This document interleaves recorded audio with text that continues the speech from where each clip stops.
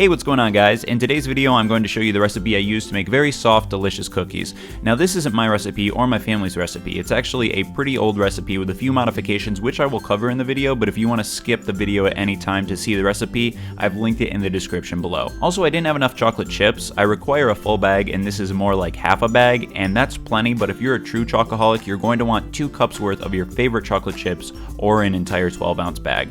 Now let's get to the ingredients. You're going to need 1 bag of chocolate chips, flour, sugar, baking soda, salt, 2 sticks of butter, 2 eggs, brown sugar, vanilla, measuring utensils, 2 bowls, and something to mix the dough with. Now pay attention to this part closely because this is the most important modification to the recipe. The original recipe calls for 2 1/4 cups of flour, but my family has found the cookies are much better with closer to 2 1/2 cups of flour. I'll explain my reasoning behind this later in the video right before we put the cookies on the sheet. In addition to the 2 1/2 cups of flour, put 1 teaspoon of baking soda and 1 teaspoon of salt in that bowl and then ignore it for a while. In the other bowl, which should be bigger than the first bowl, put 2 sticks of butter that are soft but not melted.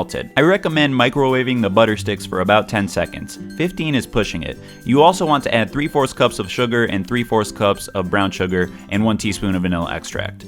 Mix all of that stuff up until it looks like cookie dough. Now you're going to want to add your 2 eggs into the bowl, one at a time, mixing thoroughly after each egg is added to the bowl.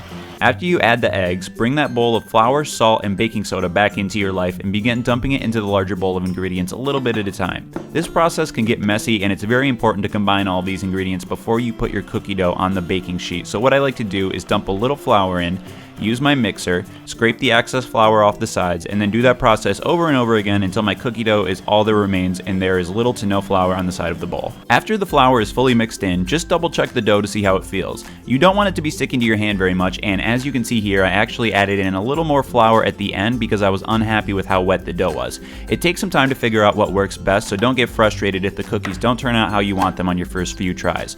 I also recommend a tip that my dad gave me with this recipe. He likes to put the dough in the fridge before putting it on the baking sheet. The cold dough is easier to shape and less likely to stick to your hands. But before we do that, we need to add in the chocolate chips. You don't have to be too strict with how many chips you add. The recipe recommends 2 cups worth, but some people like more chocolate chips and others like less. You really can't go wrong here. After you've mixed in the chocolate chips, you'll want to grab a baking sheet and some parchment paper and begin to roll your dough into a shape that I would describe as golf ball sized or slightly smaller.